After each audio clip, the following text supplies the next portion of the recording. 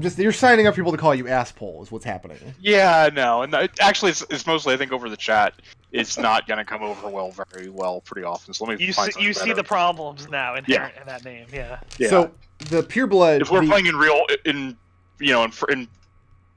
paper and pencil, to actually do it, but over the chat, it's just not gonna work well. I think. The innate spellcasting you get is poison spray and animal friendship, but the only valid target is snakes. Yep. And then and suggestion later third on. level you get suggestion. Okay. But only be snake. I'm putting together like a whole like magic system for this campaign. Like, because one of the themes we're going to explore is like this is a very non-magical world, but magic is returning in a big way. Something else I stole from George R.R. Martin. The whole campaign is just going to be Game of Thrones fan fiction by Brick Road. It's gonna be great. Cool. I'm gonna roll up a second, third, and fourth characters when my first one invariably dies. Only if we like you. I mean, We live in the Westerland. just make sure we don't go to any weddings, and we'll be fine. So instead of like access to spellcasting, we're going to have. I'm gonna like increase the amount of like consumable magic items you guys will be picking up. Things like wands, potions, scrolls, magical oils, things like that. Oh, good. I was a little worried about a lot of stuff like that. Like use magic device. It's like viability, but that's going to be fairly useful then. Yeah. The limitation on magic in this world is going to mostly be on spellcasting specifically.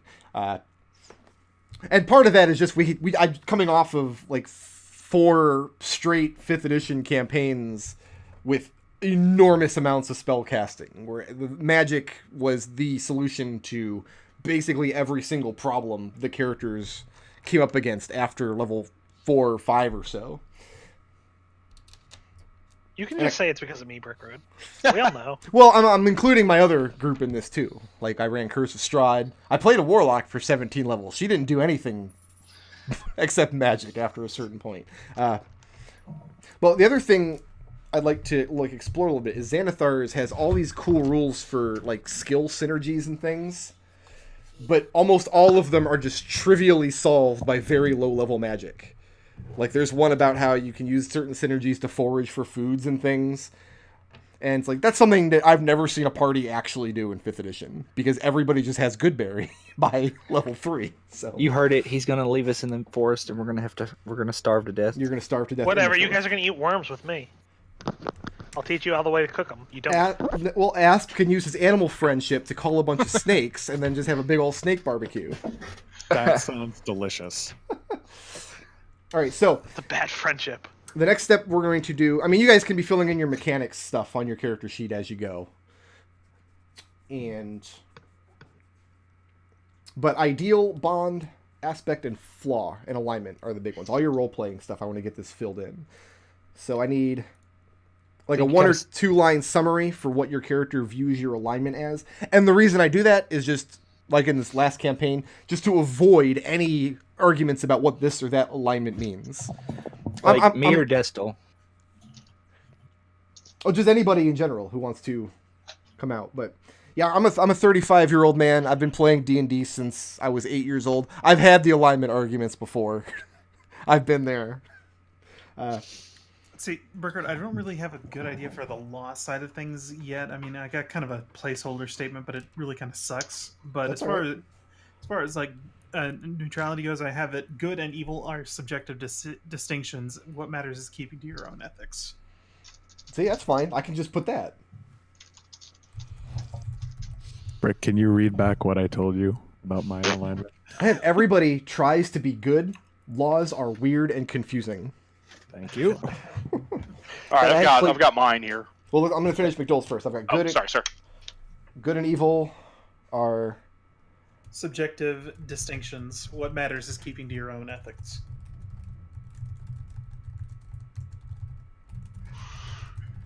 I would like to point out that the whole laws are weird thing is something that I would totally expect to hear on Parks and Rec. Yeah, that's kind of the point. No, weird and confusing is the best part. That's what the whole show is about. That might be the only good sitcom from the last 10 years. Let's be honest. Might be. So, Asp, you are neutral good. Yep. So And so what I've got here is survival requires the greatest good for the greatest number.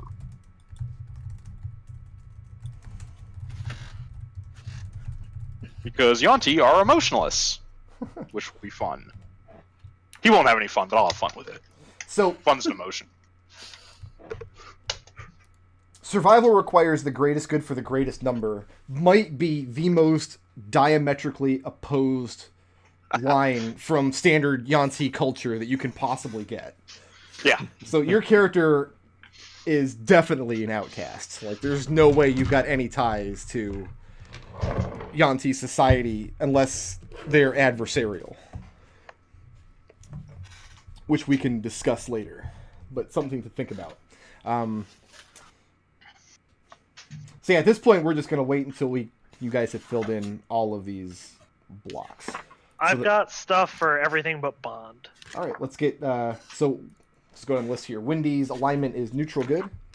Yep. The neutrality part is that law and chaos are misunderstandings of the world's nature, and good is working for the benefit of something other than yourself.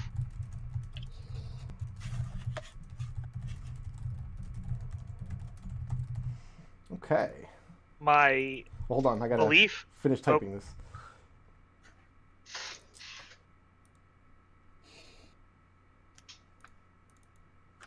All right, your ideal?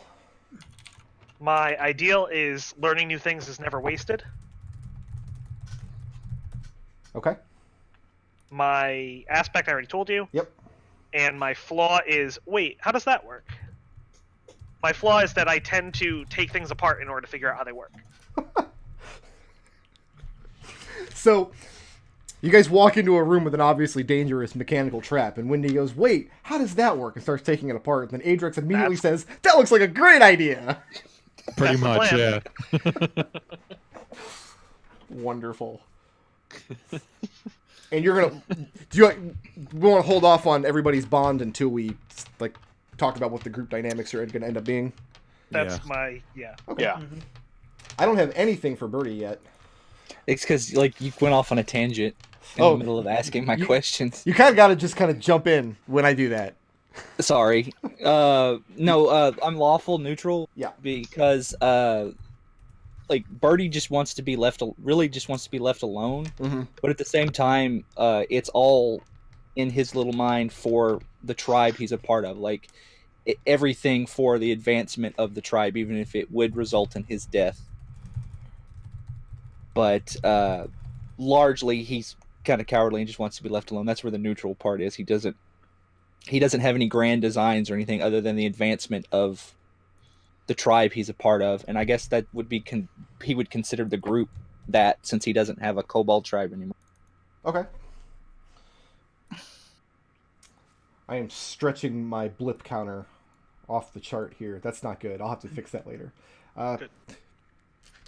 So the next line I need is ideals. That's your like a belief that you strive for. I've only got Wendy's right now.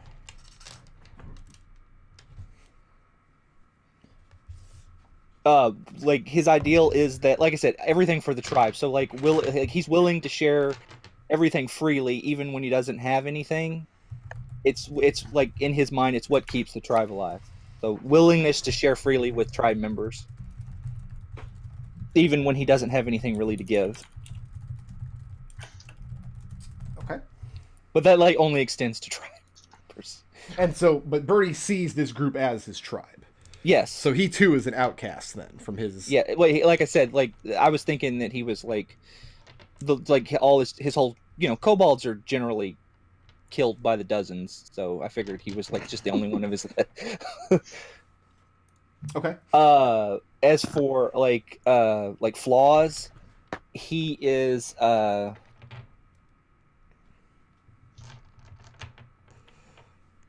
really like kind of craven, so like groveling and sniveling are like things that he like they're time-honored traditions in his head.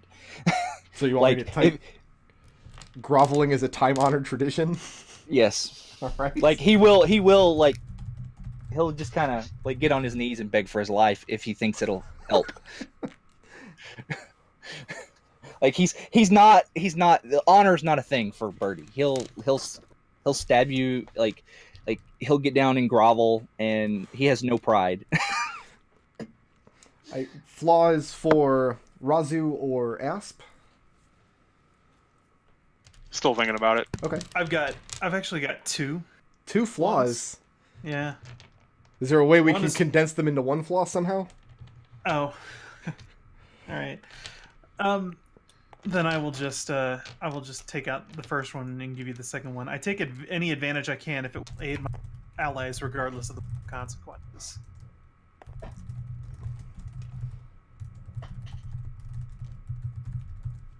I take any advantage I can if it aids my allies, regardless of consequences. You can roleplay both flaws if you want, but that's the one that we're going to be on the lookout to award blips for. Okay. Calling it now, McDohl is going to kick a lot of people in the balls. So, Treble brought up his concept of having no honor whatsoever. So how does that square with Raazu, whose society is built around the ideas of honor and glory that she then turned her back on? Does she still have some semblance of that honor, or is it is her being an outcast a mark of shame for her? She does, and she kind of would see Birdie as kind of a project to get him to stand up and face forward. Everybody needs a project. Yeah. I'm missing a D4, and that's always really scary. Caltrops. I might have left it at my friend's house last night, or it might be on my floor somewhere. Be sure to walk around barefoot. I always Yes. walk around barefoot. Easiest way to find it. Yep. Does anybody else have an aspect yet? Oh, since you mentioned that you didn't really have like a, I was looking into the Xanathars. Since you you mentioned that you didn't really have like a super grasp on dragons, and you kind of wanted there is something in there if I can find Xanathars. Hold on. Under Rogue, there's under Benefactors, I think it was. Yeah.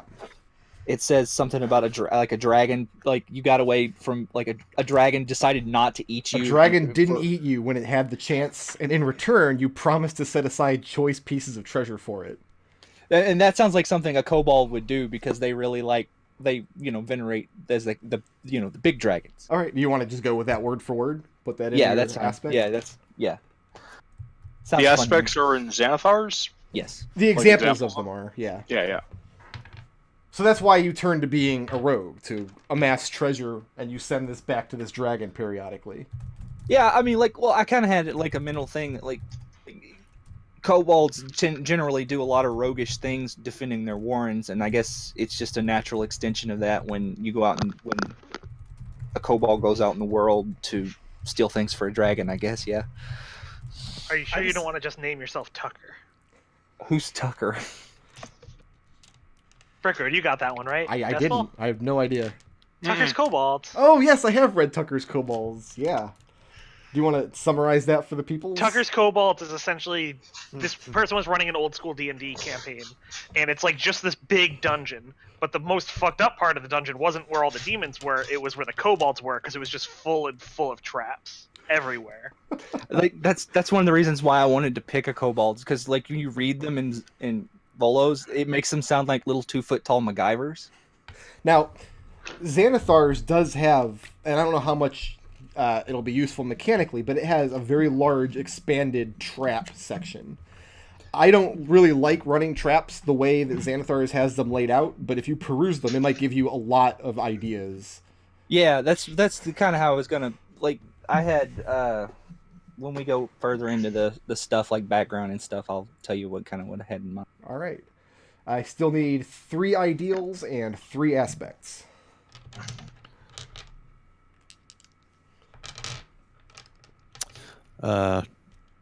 Adrex's ideal is it is my responsibility to bring out the good in people.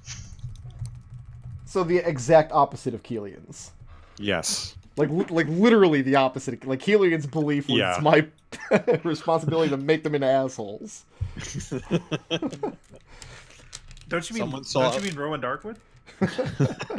Someone saw the good in Adrex, and now he's paying it forward.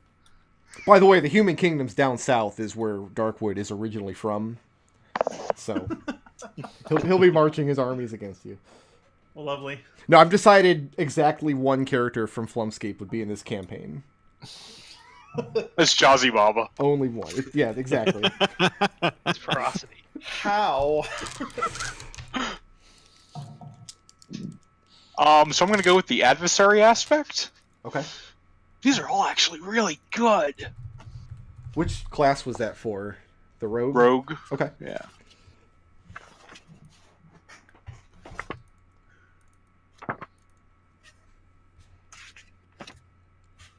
You see why I want to introduce these to the campaign. No, these are super good. This is such a great book.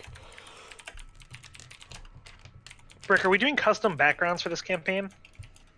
You can either select backgrounds from any material, or you can come up with one.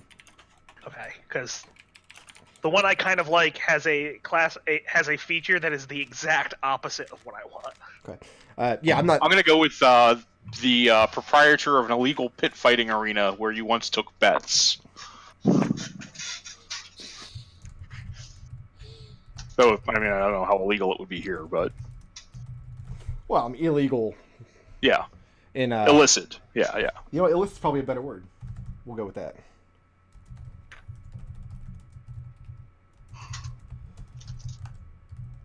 So did you, like, rig a bet, or... Like, what did you do? I'm pretty sure he freed about half a dozen slaves. Point. So is this like a pit fighting arena in one of your, like, original Yuan-ti home? No, this is after he had already made his decided that Yuan-ti society didn't sit well with him, Okay. and this was just further cementing the deal. And yeah, he technically paid for them, because if you look at the balance sheets for that week, it zeroes out. But yeah, he totally, against the will of their masters, effectively freed a half a dozen slaves through some clever paperwork. So your argument was the balance sheet checks out, but he didn't see it Yep. that way. They got the exact value for the slaves that Perfect. It's funny. See, a background is another thing you can be thinking of, but background, that more determines, like, some of your starting skills and equipment and stuff. All the backgrounds out of the PHB are on the table. I don't think Xanathar's has any new ones. But I'm also very open to just inventing backgrounds. I think everybody invented one for Flumpscape, more or less. I cobbled one together. Yeah. Yeah. I cobbled one together from various things. Alright, so I'm looking for 2 ideals and 2 aspects. My aspect is I just taken it might count as a flaw as well. It's one of the temptations on page 37. First one on the list is fury. When your anger is roused, you have trouble thinking straight, and you fear you might do something you'll regret. Very good.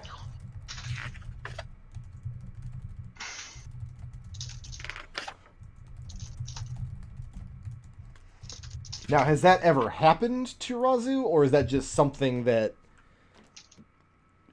Oh yeah, she shoved a few guys in prison, yeah.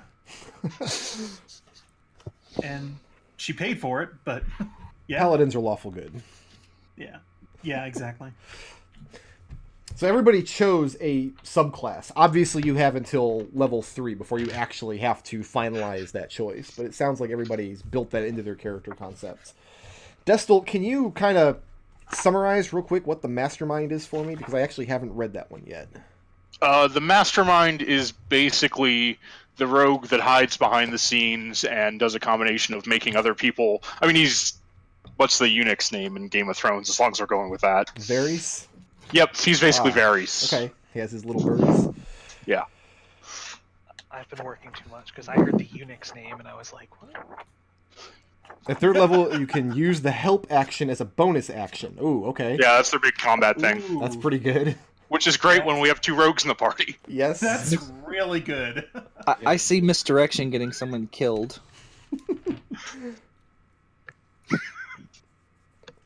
All right. I need 2 ideals and Adrex's aspects. I've got an ideal. Okay. My ideal is cold, hard logic. He will not suffer to argue others who are motivated by something as fleeting as emotion. That'll also help me cover my personality pretty well. Will not suffer to argue. Others who are motivated by things as fleeting as emotion. All right. Then we Are just you missing need anything from me, Brickroad? Raazu's ideal. Oh, yeah, I'm still trying to come up with a good thesis statement for what I'm trying to do here. Now, you are playing a Paladin, so at level 3, in addition to everything else, we're going to have to put together the tenets of your oath. These tenets, which if you break, you will lose access to your like channel divinity stuff and your smites and whatnot. Mm-hmm. So you're going to be held to a higher standard than these other mopes as far as Yeah. your oaths.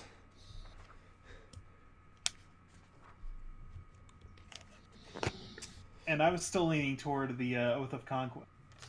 Conquest is a good one. Yeah. I like the Oath of Basically, Conquest a lot. It's basically the Hobgoblin. It really is. Yeah. I think my favorite wording in the book is the where's it at here? So is she going for like world conquest? Is that what's going on? Not World Conquest. You want to summarize Oath of Conquest for everybody since it's not in the PHP? The Oath of Conquest. I can read off the tenets of conquest that are here in this book here. Sure. First is douse the flames of hope. It is not enough to merely defeat an enemy in battle. Your victory must be so overwhelming that your enemy's will to fight is shattered forever. Blade can end a life. Fear can end an empire. So you're basically going Conan on them. See your enemies driven before you and hear the lamentations of women. Exactly. It's not enough to yeah. rout the enemy. Your victory has to be overwhelming. Yeah. I like they have at 15th level they get this ability Scornful Rebuke. So starting at 15th level, those who dare to strike you are physically punished for their audacity. Psychically. Psychically, right. I can't read. I don't know if this campaign will go all the way to 15th level. It might. I don't know. We'll see. Yeah, don't make any promises either way. I know. They've been broken. All right. So, I mean, if you want, we can roll one of your these tenets of conquest directly into your ideal. If you want to make that decision now and solidify it, and then roleplay it as your ideal, then I'll just let you pick which tenet. But this will be the one that we're looking for to award blips. Okay. Yeah, I'll go with that first one that I just read off. The Flame of Hope. Yeah, douse the flame of hope. Yes.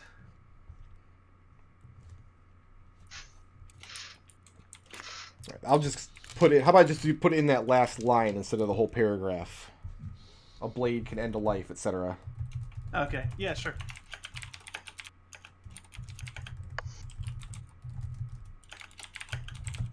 So Raazu's ideal is basically to make people terrified of her on the battlefield. Yes. All right. All we have left is Adrex's aspect. Oh, I don't have Asp's flaw either. Down in the Let corner. me think about that. Because cold hard logic will never come back to bite you as a flaw. Right. Aspect? Aspect, yes. Is that not the signature style energetic? Oh, it is. You're right. I just didn't type it in my Okay. little... Yeah, sorry. I'm dumb. You didn't take notes, Brick Road. I'm taking a lot of notes. I'm just not taking them fast enough, apparently.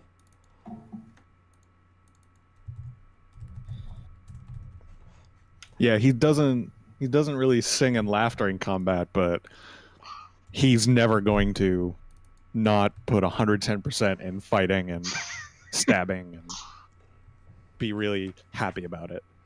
So what do you don't want me to type what's in the book? How do you want me to summarize it? You're happiest when you have a foe in front of you and a weapon in hand? When it comes to combat, nothing less than 110% is worth it. Is that something like that he lives by, or is that something that he also holds his allies to? Like, would he be disappointed if you get into a fight and Wendy's like, I'm just going to fly away, I think? No. I think he would look at that as, well, clearly Wendy has a very good reason for flying away. Oh, okay. That sounds like a great idea. Yeah. All right, so while Asp is putting together a flaw, let's start talking about like the group dynamics as a whole, and we can start hammering out everybody's bond. We didn't use bonds in the last campaign. Everybody had a faction. I've got my flaw. You do? Okay. My flaw is it's often best to just do what needs to be done. Explaining it to the others would be a waste of time. All right, Serenity. I was thinking Riot for that one. Yeah, that's a lot more Riot than Serenity. Serenity would tell you exactly what she was doing as she was doing it. Yeah, as she was doing it is the key there. This is more he'll disappear and then you'll find out about the consequences later. That's good. I like that.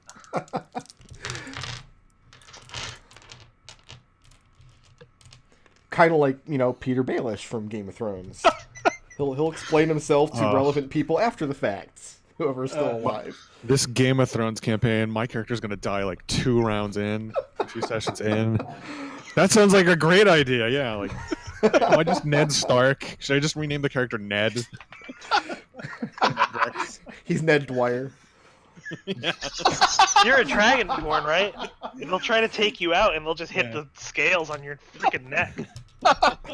Birdie's gonna run around topless. So, Treble. There are many different kinds of chromatic dragons that would have like hordes of kobolds under them. And the most important aspect of that color, as far as you're concerned, is like what kind of terrain they lived in. Like a black dragon would live deep in a swamp somewhere. A green dragon would live deep in the woods. A red dragon, they'll live in like a volcano. Or a blue dragon, they commonly live out in deserts. So what kind of like kobold tribe were you a part of? I guess the easiest one to incorporate would be like a black dragon in the swamps, maybe. Okay. Since they're pretty central. The thing about like the dragons in particular, like an ancient dragon will have a region of probably like one entire hex. If we assume like a hex on this map is maybe 20 miles, that's like how much area a dragon would control. So, Dragons don't have a society to speak of. They're very independent creatures. But that one dragon might have an entire tribe of kobold slaves working for him underneath him. And then Adrex is a white dragonborn, because I keep confusing him with Warwinax. Yeah. All right, so Raazu and Asp are definitely outcasts from their respective communities. And Adrex, you're more like a free spirit. No, I think he should be. I think he can be an exile or an outcast. An outcast. Yeah. Okay. I've pieced some pieces together. Okay. And Birdie is more like a runaway then. Oh, I mean, not run away so much as like he doesn't have anywhere else to go back to. Okay. I think the difference is going to be, are these people actively hunting you down? In Raazu and Asp's case, I can see their respective, like Razu's old war tribe, like actively looking to hunt her down for whatever she did. And Asp the same way, because Asp has betrayed his entire culture. So is that the same situation that Adrex and Birdie are in? Not Adrex, no.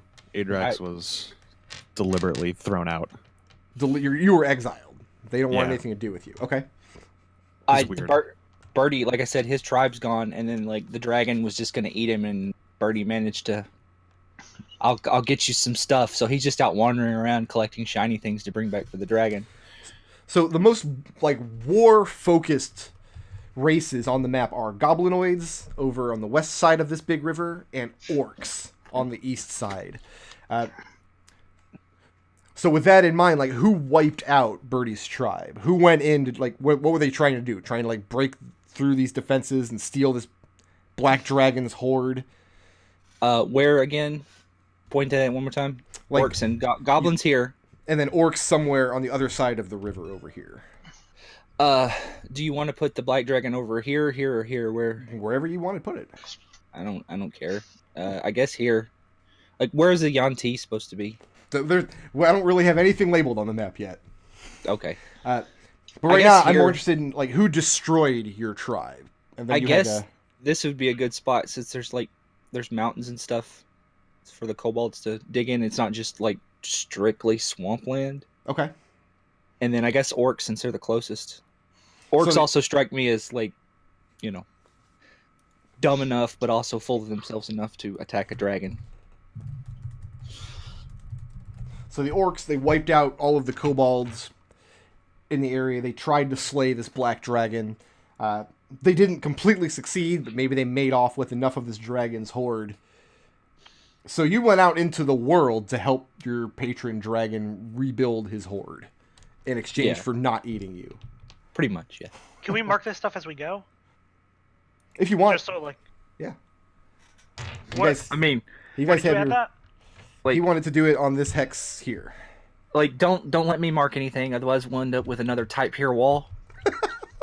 So right here? Yeah, I'll finalize this in Photoshop as we're going. That's where I'm taking notes This on one? this. Sure, but like just so that like we can take a quick glance at it. Sure. Okay. Kind of this text right here. So this puts Windy in kind of a unique position in this group because the Aarakocra are not by nature an evil civilization. Right. So let's talk Aarakocra a little bit. So I'm thinking, because I like the idea that no one has like a home base that they can go back to, but I kind of have a different view on how my relationship with my people is. So I think that I'm going to be on essentially a personal quest given to me as part of becoming a master monk. Okay. So as part of that, and I've like kind of edited my background to be like similar to an acolyte, but more of like a wandering acolyte. I'm not allowed to get aid from my tribe or my monastery because it's like what I'm supposed to be doing right now isn't getting help from people, it's helping others. Okay. So you're not allowed to get together with 4 other Aarakocra and do a dance to summon wind spirits. Not if they're in my tribe. I'm allowed to do whatever I want with other tribes. Now, this is up to you, obviously, but I had the Aarakocra marked down, like, separated on one of these islands. And I did that for 2 reasons.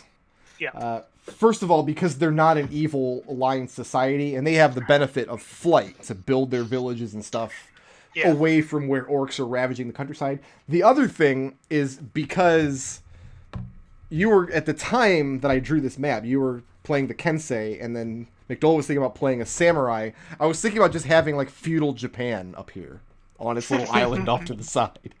Those were my thoughts. What were yours? So I was thinking over here, Okay. next to this big river that's going down, and I was thinking that would be a very, very high located mountaintop. So it would be difficult for any race that wasn't acclimated to attack us. Okay. So like you might see like a Goliath sort of person living near there, but not really anyone else. Like orcs who tried to get up there would suddenly have like really bad football syndrome. Like when they all go to what is that? Chicago? Where they all have to like move there like a week early so that they can get used to the air. Okay, so when you're that high up in the mountains, though, what are your Aarakocra tribes? First of all, is it like one united civilization, or is it a bunch of little like pockmarked tribes? I'm thinking a bunch of little pockmarked tribes, but I'm thinking that the monastery that I was a member of was kind of like apart from any of those. Okay. So their most prominent adversary in the region is going to be whatever ancient dragon is trying to vie for territory up in these mountains. They're not going to be dealing with like goblins and orcs and things down in the plains, but they might be dealing with foul things that come up out of the caves. Right. And gargoyles. Definitely Always gargoyles. gargoyles. Absolutely gargoyles. It's always got to be gargoyles. That's kind of why I wanted to live on a mountain, is to bring that into more play. Because the Volo's guide specifically says the Aarakocra of anything else hate gargoyles. All right, let me make a note that you want to fight a bunch of gargoyles. They give a nice racial slur in there for gargoyles. They refer to them in the Aarakocra language as flying rocks. So, Windy is to gargoyles as Nath is to illithids. Sure, yeah.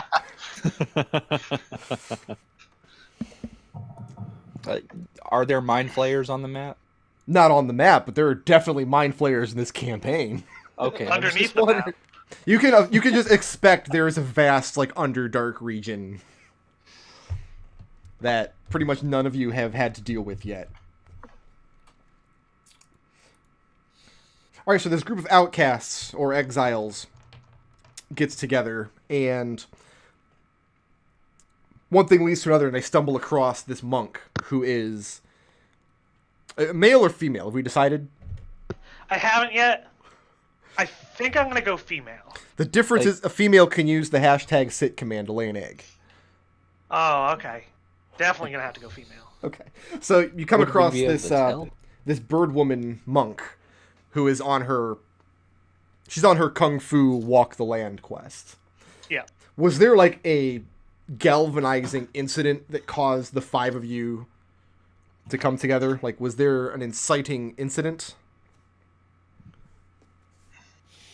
Because that might help So solidify. what these is all of plans. our what is our focus? Because my goal is to perform good for others. Like, what is everyone else's like main goal? Collect shiny things. Unify people for common good. Bring out the good in people. Conquest. Oh, also, I came up with the name I will give you guys the only name of mine you'll know is Red. And Red. Yeah. Yep, Do you Red. want The to color. switch spots? What did you say yours was, Destil? Unify people for their common survival. How about So- this? How about we brought together a community together? Because it seems to me that like we're each about like doing good and like unification and that sort of thing. So how about there was this small village and they got like ambushed, destroyed by a bunch of orcs. And we managed to take out the orcs and bring together what was left of that community. But then at the end of it, none of us wanted to stay there. So it's like a Seven Samurai kind of deal. Yeah, exactly. Except none of us are samurais and there's only 5 of us. Yeah. So we thought, well, we worked well together. Why not try this again? Seven Samurai sounds a lot better than 5 jabronis. Now, That sounds good because, Birdie would have a grudge since, orcs killed all his tribe. so we like that as like a galvanizing incident. Yeah. When we start the first adventure next week, do we want to start like in media res when you guys have been traveling for a while, or do you want to play that as your first adventure, like coming into this village and fighting off these looting orcs and then putting everything together? I kind of like the idea of us like already knowing each other. Okay. Yeah, Like, I like that that happened too. in the past. We already left that. Whatever happens next will be our second adventure. Gotcha. Let me get a quick note. Well, since we're here on the party, so what we need to think about next is your character's bond, like your character's place in this group. What goals do you see this group accomplishing? And when I ran Curse of Strahd, I limited their bonds in the same way, just to make sure that there was a good cohesion amongst the group. So this will be very different from what we did in Flumphscape, where everybody had their faction and had their own different ideas on what your goals were. In general, you guys are all going to have the same goal. Your bond is going to be what is your character's personal outlook on how to best accomplish that goal. So, first off, I would like to say that everybody but Birdie sounds like they're trying to take over the world. Like, I just want to point that out. So, like, maybe that could be our goal. Well, that's a complete left turn from where I assumed you were going with that statement. Yeah. I thought you were going to say Birdie's goal was to make sure that none of us ever had any lasting power. I mean, I can kind of see it, though. Like, he's fine with you all taking over the world as long as he doesn't get eaten. Just like, at the end of the day, make sure that I don't get eaten and maybe give me something shiny, and I'm fine. Yep, that's Birdie's. That's Birdie in a nutshell. Don't eat me. Give me something shiny. I like Birdie. He's low maintenance. So Has I'm no going ambition, to though. I'm going to run and take care of a biological process real quick while you guys kind of discuss the group a little bit. I'll be right back, and then we'll figure out everybody's bonds. He has Kind of ambition. moving forward with that, then, like maybe our party goal is to like set up a better world, because like Birdie, for example, doesn't have any interest in taking power, and neither does my character. But my character does have interest in setting up, like taking apart these different societies and putting them back together again in a way that works better. And Birdie feels that if he goes with you while you're doing this, he can collect all the shiny things. That people just don't notice. Yes, pretty much. I mean, he is a rogue. Because your character, McDohl, is specifically interested in taking over worlds. So that works in well with it. And my character's interested in running them. And your character wants to run them, so that works out well. And And Adrex McDohl thinks just wants to like bring out the best in things, so like you could be essentially trying to train them to be good rulers. Yeah, because laws are weird and confusing and can be manipulated. I was going to say you're all of his friends, and that's what friends do. I feel like I've been a bad influence. It's like, oh yeah, no, we have all these good, noble goals. Let's take over the world. Well, it's running like shit. Well, yeah. that's Yeah. a point. Like, So is that going to be our long-term goal, to take over the world? To build a better society. that's just a nice way of saying take over the world. Okay. Mhm. Well, you're going to phrase it like that, to build. So what do you mean by society in that case? Like, are you going to try to put an end to like these orc and goblinoid wars? No, Yes. well, the wars, yes. Maybe forge a society, because there's not really one going up too much up here, except maybe the Yuan-ti. Like, maybe make one unified society.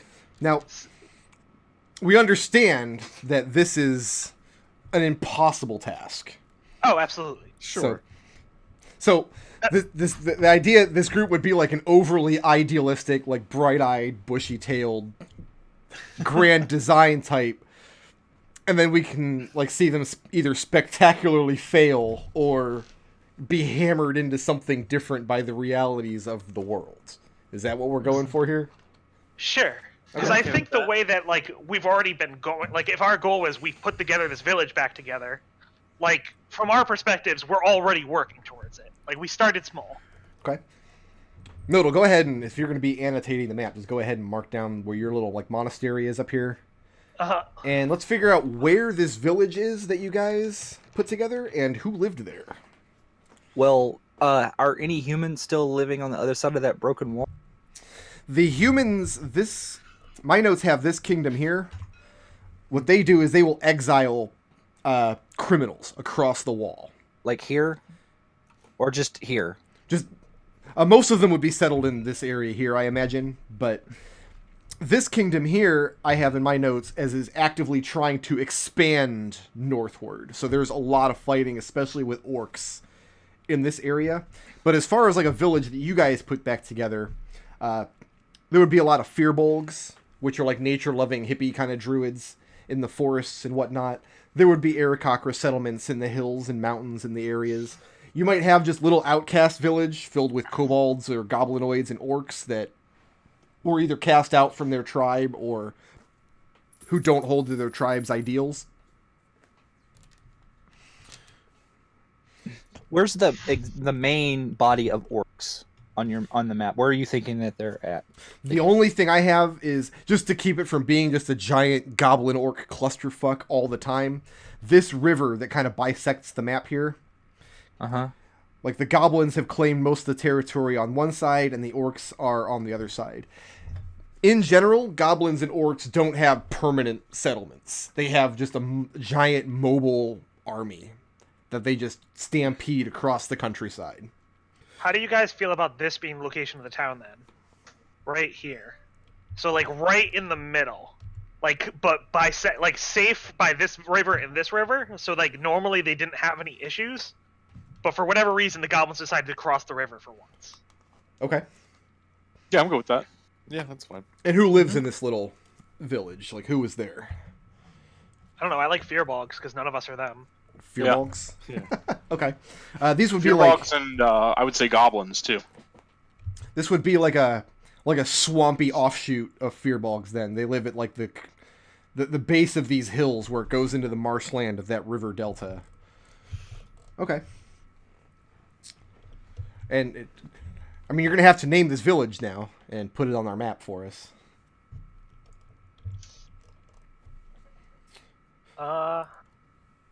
This is a job for Fantasy Name Generator?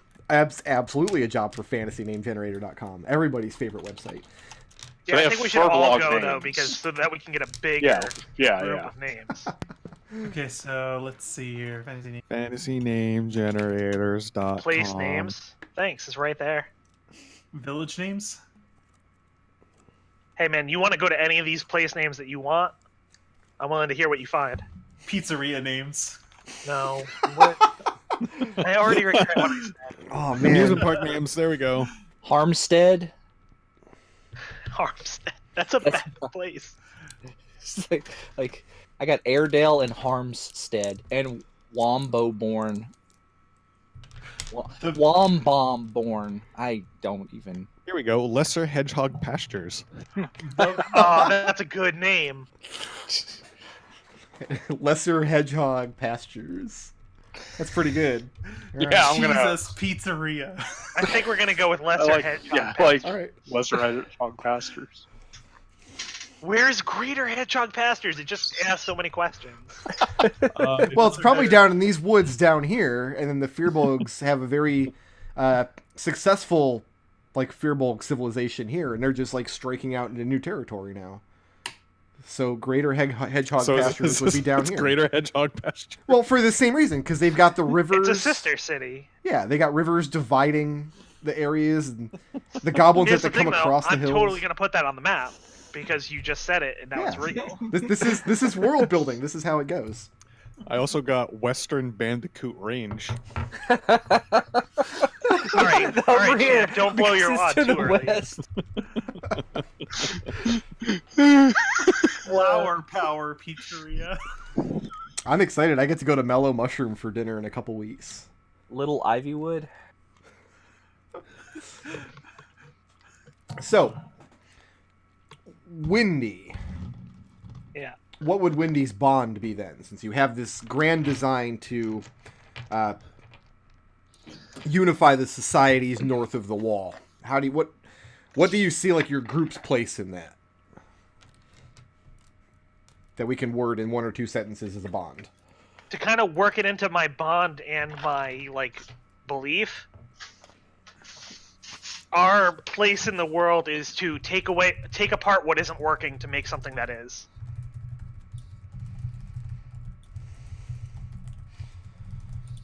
Okay. That's a pretty good bond for this group.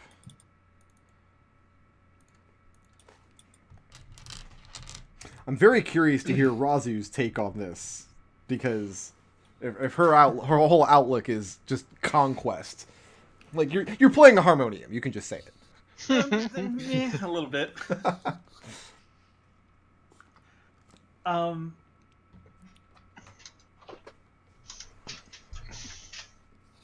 like if she were with her own people, she would have been like, okay, we need to leave garrison to make sure that these people do what we tell them, but we can't really do that. So what do we do?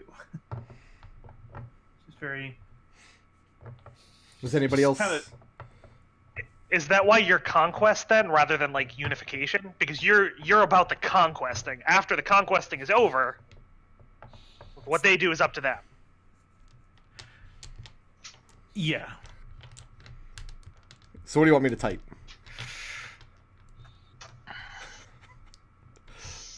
Can you come back to me on that? Sure. Does anybody else have an idea for their bond?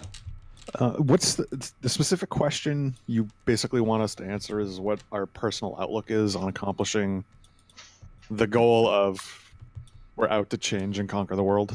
Yeah. You're out to unify the societies of this world and stop all the warring. What is Adrex's... Like, what does he feel he can contribute to that? What does he feel he could best do to accomplish that goal?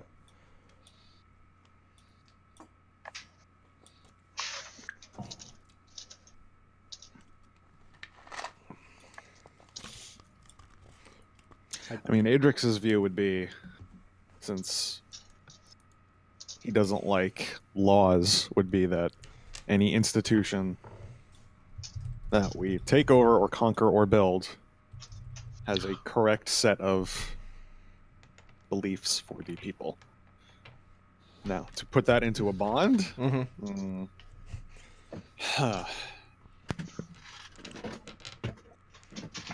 That's why people keep coming back to my games, because I ask the hard questions. yeah. I've got one, Brick Road. All right, let's hear it. A sword arm is only the beginning of a greater world, but it is a necessary first step.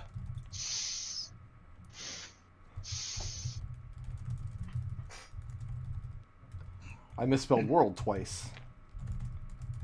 Good job. Maybe that's what the world's name is. Yeah. What's the name of the continent? It's worked.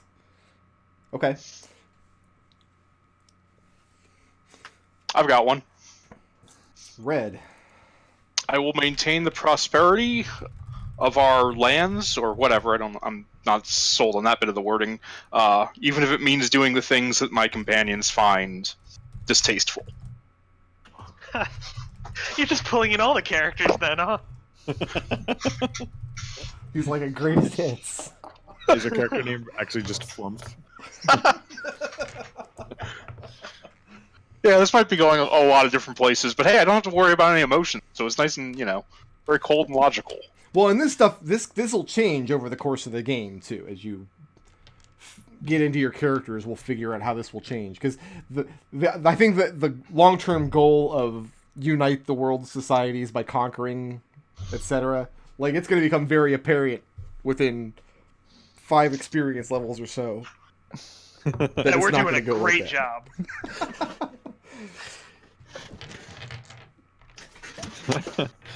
What about Birdie's bond? I mean, kind of what I was talking about earlier. His general view is, anything he can offer for the group, even if it results in his death. Although he doesn't particularly want to die. Also, don't eat me. So what do you want me to write on the sheet? This is what we're going to look at to award blips. Let me think here. That whole thing, he's a kobold. I mean, if I just put "don't eat me," Easy XP. Any session he doesn't get eaten. But if we fight any frogs, watch out. Yeah, we'll wait for the frog here. I mean, you're very easy to eat. You're a small character. Like, things can eat you that can't eat anybody else. Yeah,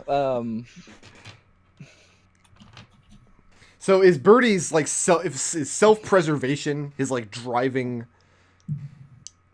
yes, but at the same time, it's like he's also got this innate thing where he will sacrifice everything to make his tribe stronger. Okay. Like, if he has to. Like, making his tribe stronger is his major driving goal. The reason he's out in the world is to find shiny things for the dragon patron. But, like, making the tribe stronger. That's what he wants to do. Like, and he has accepted these people as his tribe since he doesn't have anybody else. So how does he feel that he can contribute to the strength of his tribe? What does he have inside of him that binds you to these other people? Why do they need you, in other words?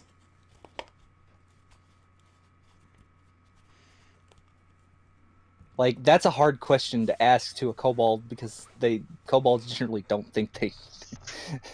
Why do they need him? Because he's sneaky, I guess, and he can get into tight, small places. He's not super complicated here, but just he wants to help out any way he can. Like, he not necessarily doesn't exactly know how he can contribute, like, but he will go for it if he sees an opportunity. So is he kind of like focus on the little things sort of character? Yes, like focus on the little things. That sounds right. Yeah, like he wants to collect as much as he can to make he just wants to make his tribe stronger any way he can. Okay. It up into and including his own death if that will accomplish that, but he's not. That's like a last resort kind of thing. Like if we were running down a tunnel and you needed time to get away, Birdie would stay behind and stand there like the lone little kobold and in front of the adventurers and get killed so everybody could have a few extra minutes to get away. Okay. That just leaves Adrex's bond. So I think Adrex's take would be, we're all outcasts, we're all exiles in our own way. We need to make sure that when we do this world conquering or world building or whatever it is that we do, that we don't make additional exiles or to that effect. So I think the best way to phrase his bond is, my cool friends and I are working to make the world a better place. I need to make sure they don't get carried away. Nice. My cool friends. Okay.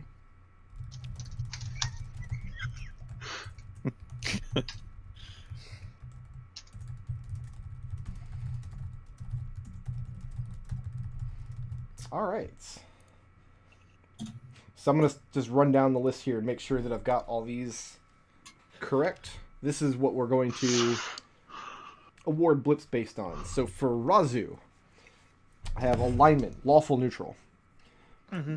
Good and evil are subjective distinctions. What matters is keeping to your own ethics. Yeah. Ideal. A blade can end the life. Fear can douse an empire. Mm-hmm. Bond. A sword arm is only the beginning of a greater world, but it is a necessary first step. Yeah. Aspect is fury. When your anger is roused, you have trouble thinking straight. You fear you might do something you regret. Mm-hmm. And flaw. I take any advantage I can if it will aid my allies, regardless of consequences. Yep. All right. I just heard a really loud thunderbolt outside. Excellent. We all heard it, man. Yeah, Yeah, we heard it. We all too. heard it. Zeus is pissed. Windy. Neutral good. Law and chaos are misunderstandings of the world's nature. Good is working for the benefit of something other than yourself. Ideal is learning new things is never wasted. Bond is our place in the world is to take apart what isn't working and make something that is. Aspect is redirection. Use the forces that already exist to create your desired outcome. And flaw is, wait, how does that work? We got all that? Uh-huh. Beautiful. Adrex is chaotic good. Everyone tries to be good. Laws are weird and confusing. And can be manipulated. And can be manipulated. Yeah. 2 ants. That's how he rolls. 3 ends. Weird and confusing and can be manipulated. Ideal. It is my responsibility to bring out the good in people. Wait, that's 2 ants. Bond is my cool friends and I are making the world a better place. I need to make sure they don't get carried away. Mm-hmm. Aspect is energetic. When it comes to combat, nothing less than 110% is worth it. And flaw is, that sounds like a great idea. Yep. Birdie, I have lawful neutral. Everything for the advancement of the tribe. Ideal is willingness to share freely with tribe members, even when there's nothing to give. Bond, focus on the little things, make the tribe stronger any way I can. Aspect, a dragon didn't eat you when it had a chance, and in return you promised to set aside choice pieces of treasure for it. And flaw is groveling is a time-honored tradition. That all sounds right? Yeah. And I've got red, neutral good. Survival requires the greatest good for the greatest number. Mm-hmm. Ideal, cold hard logic, will not suffer to argue others who are motivated by things as fleeting as emotion. Yep. Bond is I will maintain the prosperity of our lands, even if it means doing what my companions find distasteful. I added, either of it means doing what I or my companions find distasteful. Nice.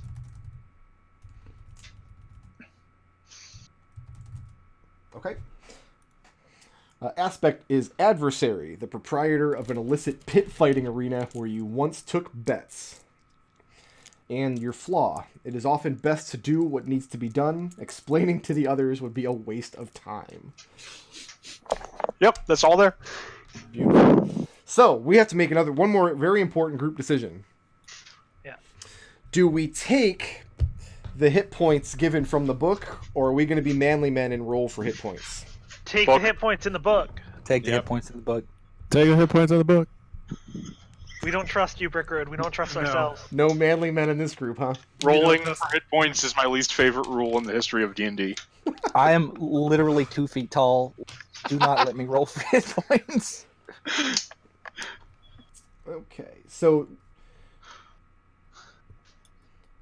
I need to make sure to start opening up character sheets here. I'm going to do a very good job today to make sure everybody's writing everything on their character sheet. So I've got everything in mind. I think mine's actually done. I got mine too. I'm working through mine. okay, like 5 levels from now, I want like McDohl to be like, "Oh, there's a class feature I didn't know I had." Yep. Oh, This is- no, that's well, the still thing going to happen. Yeah, because these things actually aren't very good about showing you your class features. It's like in a drop-down menu. Well, actually, I just forget. I'm just dumb. if you look Turns at out, did you know, by the way, that your duration that you can be shapeshifted goes up as you gain druid level? Nope, didn't know that. What were you saying, McDohl?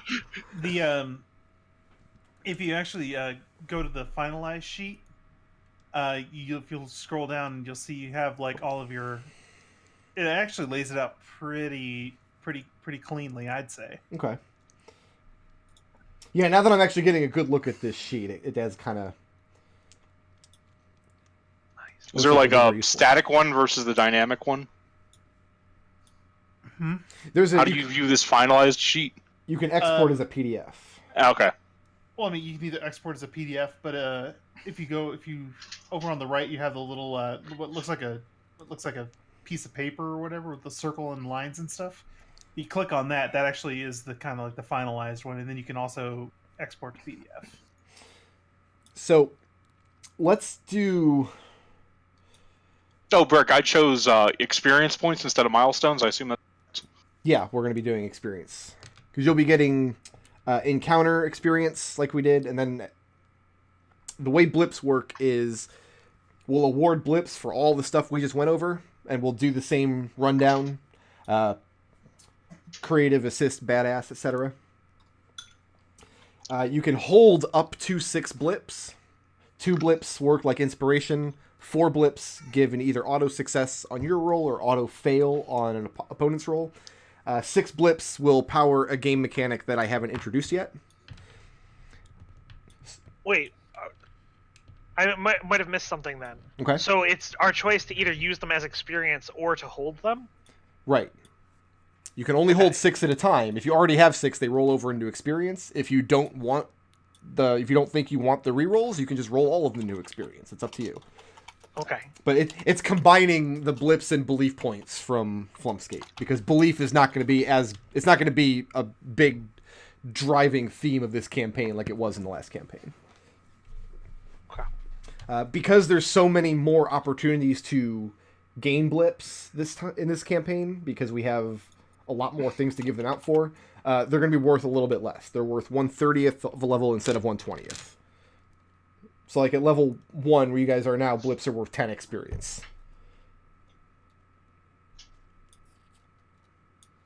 There's a couple levels where they're worth 666. Those are the Satan levels. Gotcha.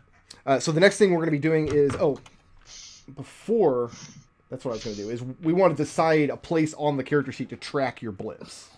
We should probably do that under inventory, maybe? Would be the best way? I think... Oh, you know what? Go to currency, because I don't give out Electrum coins, because Electrum is stupid. Your Electrum is going to be your blips. How about that? That way it's in the same place on everybody's sheet. But actually, what happens with Electrum is it actually rolls that count into your total gold value. Oh yeah. Oh yeah. God damn Let's it. just leave it under inventory, like Yeah. we were saying. Yeah. Oh, speaking of inventory, we just doing standard starting equipment. We're going to go through all that when we come back from our break. We're going to go into backgrounds and everything else, and we'll finalize all the equipment and everything when we come back. So let's take 15 minutes and get a bagel and a cup of coffee and whatever, and I'll see you guys Break. at... What? I'll talk to you once we're off. Okay.